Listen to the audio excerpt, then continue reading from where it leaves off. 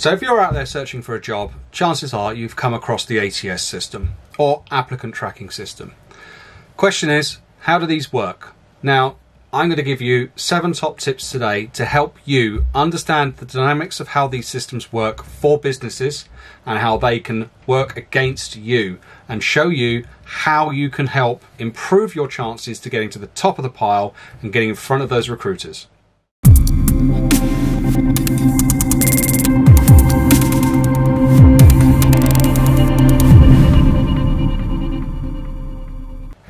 ATS systems come in lots of different forms. You've got some quite blunt and older technology like iGrasp, Fieldglass, Taleo. Some of them are quite clunky. Some of them are really slick. Some are really well built modern digital platforms like your Greenhouse JobFight or Workable. But some of these systems are more than just a way of organising applicant response.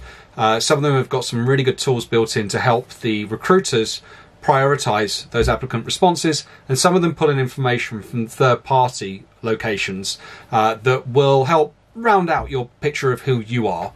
So I'm going to start by running through the top 7 things that you probably need to know that will help you in your job search to get past the system and get in front of a human being.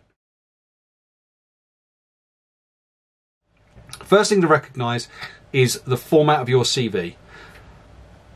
2 key things to look at: Word and PDF. 2 most popular formats that CVs are submitted to recruiters, also submitted via ATS systems. Where problems occur is that people just save from Word to PDF, but in doing so, it saves it as a picture. The way to tell this is by trying to select the text. If you can't do a copy and paste out of that document by selecting the text, chances are you saved it as a picture. If you upload that into an ATS system, the problem is the ATS system will read nothing. It can't interpret the picture, so it doesn't actually have any information on you other than what you filled out on the basic form stuff in your submission.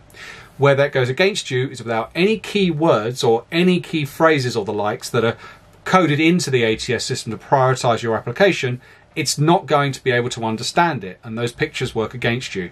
So either submit in Word or PDF, but PDF where you can select the words and make sure that ultimately that can be read by the ATS system. But as a little tip, recruiters prefer Word formats because it means they haven't got to convert them, the systems always read them correctly, and ultimately it's just the best format to work with. If it's absolutely industry standard jargon, it's fine. Use it. So, for example, if you're a data engineer and you specialise in AWS or GCP, those 2 are absolutely industry standard. They should be coded into the job spec. They should also be in the system that you're applying to. Things like digital marketer, if you're an SEO specialist or you're a PPC specialist, again, very industry standard. It's when it's non-industry standard or it's a subset of jargon within that industry that all of a sudden it becomes more difficult because it may not be coded into the ATS system. And also if it's new technology or new platforms or new things, or if it's really specific to your employer, either take them out or translate them or long form it. And that way it explains what it is. And this is also particularly useful when you go past the ATS system and trying to beat the keyword ranking or play the keyword ranking game, and instead want to get in front when you're in front of the recruiter and they're reviewing your CV. If their experience lies in technology recruitment and they're covering a marketing brief, they'll have more limited knowledge or understanding around that field. So make your CV easier for them to understand and therefore interpret and know that it's the right fit. Next thing, search engine optimization. Now, search engine optimization isn't just for digital marketers. It's also for you in how you should think about your CV. Now, your CV is the web page. The job description is the search that the hiring firm has put into the search engine. And the ATS system is effectively Google. What you want is to be sure that your CV matches the search that the clients put in to bring you to page 1, number 1 of that Google response in the ATS system. Okay? So what do? First of all, the dictionary for the keywords has really been programmed in most of the time by a copy and paste of the job description into the ATS system. That kind of informs what the keyword dictionary needs to be and then how it prioritizes your CV against that advert. But behind the scenes, the recruiter can also do some subset filtering and tick some keywords within that ATS system as well that it's looking for or they're interested in finding. And in doing so, that helps again with prioritizing the ranking response. Now, you're not going to know those ones, but in theory, they should follow the line of what the job description said. Okay, so it may just be that there are other keywords that they're acutely aware of, especially if they're recruiting in a dictionary-rich environment for certain roles, that they would have had programmed in and said that they're actually looking for. And it may be long or short form versions of those terms. But if they're not included in your CV, you're not going to be search engine optimized against your advert response and your application, and you're not going to come towards the top of that search ranking. So look at the job ad, use it as a guide to that dictionary that you need to be thinking about. Is that in your CV? Does it reflect a similar language and similar terminology? And in which case, then you should rank well for getting reviewed. And certainly in an environment where we're looking at hundreds, if not thousands, of applications going in per role, and it is happening at that volume, unfortunately, at the moment, you want to be sure that you're at least in the top 10% of respondents to know that you're going to get reviewed by the recruiter by hand as well, and not just sub-filtered because your keywords were so badly matched versus the job description. Moving on to number 4. Don't use a picture-heavy CV. Now, graphic designers, fair enough, we understand you've got a portfolio to upload, but in a lot of roles that way aligned, they have a separate opportunity for you to upload the portfolio. In the CV itself, don't go picture-heavy. We receive all forms of CVs that come through that have got graphs and pie charts and things like that, or they're just really overladen with graphics around the brands that somebody's worked for. That's taking up valuable real estate, and principally in an ATS system, it's not going to read them. It doesn't understand them. It puts it down as a picture. It ignores it. Doesn't help you with the keyword ranking. It doesn't help you with improving your score in that ATS system to come towards the top. So reduce the reliance on graphics in the CV, and certainly those graphs and things like that, they don't really help you stand out. It makes your CV look different, but not necessarily different in a good way. Now we're getting into something where the systems are getting a little bit smarter. So this is newer tech, newer platforms, and what you find with these ones is that they have some form of contextual understanding of language. It is very rudimentary. You've got to bear in mind the applicant tracking systems that are being built out there aren't being done with the budgets of Google or Amazon. They're being done with a lot leaner, smaller teams. They don't have big teams of data scientists doing some of the latest and best in algorithms and artificial intelligence. So it's still fairly rudimentary, it's still fairly exploratory at the moment.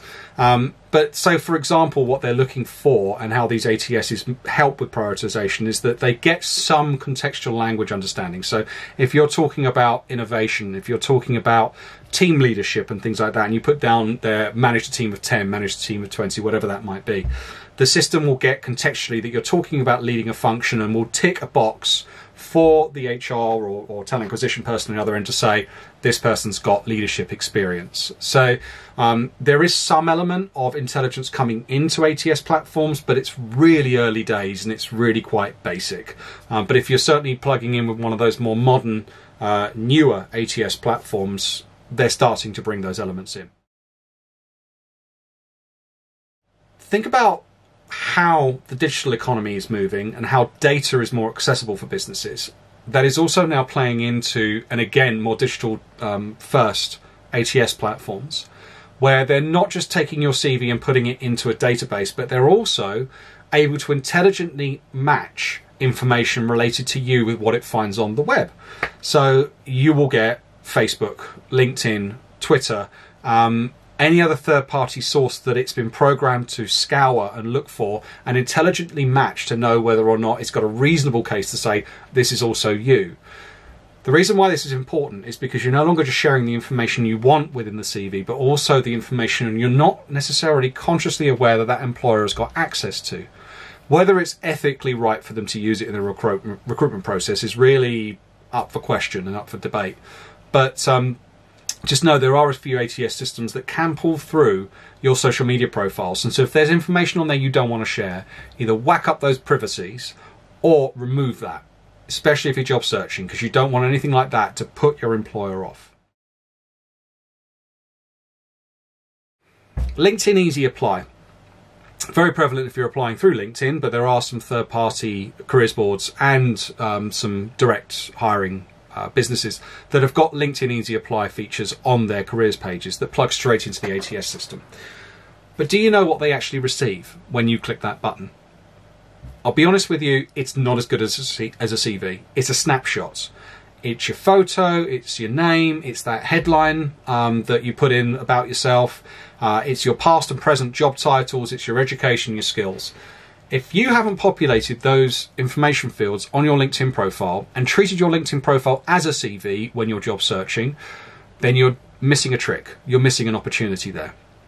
The thing to recognise is that LinkedIn Easy Apply isn't necessarily going to be able to be the best way of applying, because it doesn't necessarily give all the information you want to share about yourself to the employer as a CV might. But let's say, for example, you are job searching at the moment and you've changed your job title to say job searching or immediately available or something like that, and you haven't got your most recent job title, even if it's not your current, in there. The employer's going to receive that. And the reason why this is important is because what you've now created is additional work for the talent acquisition person or the recruitment person to review your profile to understand whether or not you were relevant in applying to that role, which means they've either got to click through and go and find your information, and it adds more time to their day. And the reason why I state this is because knowing there's more applicants out there right now for jobs, making it more effort for the recruiter to review your CV could mean in certain instances you may not get reviewed because they just may not have the time to go through and look at everybody that hasn't unfortunately got all those fields correctly filled in. So do yourself a favour, treat it like a CV, make sure it's up to date, make sure it's true and reflective of you, and make sure that when you can do that easy apply, it does provide as much information as possible to the end talent acquisition, recruitment, HR person, whoever it is at the other end that's receiving that. That way it'll give you the best chance, okay? Hopefully this has been useful. We've got a bunch of other videos on YouTube covering different subject matter with market updates and things like that. If you haven't already checked them out, by all means go online and check them out. We're putting out content quite regularly at the moment to try and help you in your job search.